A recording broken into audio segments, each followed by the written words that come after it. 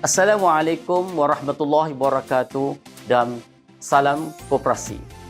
Sambutan Hari Koperasi adalah simbol kekuatan, kesatuan dan semangat kebersamaan gerakan koperasi dalam memperkasakan ekonomi rakyat serta membangunkan komuniti yang lebih sejahtera dan mampan.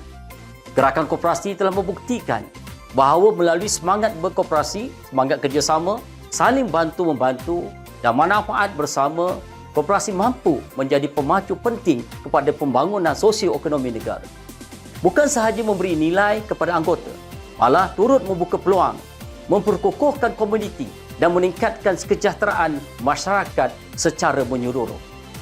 Dalam mendapati cabaran semasa, gerakan koperasi terus progresif, berdaya tahan dan berani meneroka peluang baru agar kekal relevan serta mampu bersaing dalam landscape ekonomi yang sentiasa berubah.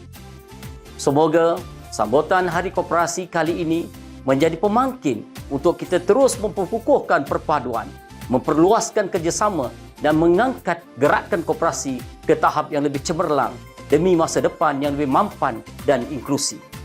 Selamat Hari Koperasi kepada seluruh anggota gerakan koperasi di seluruh negara.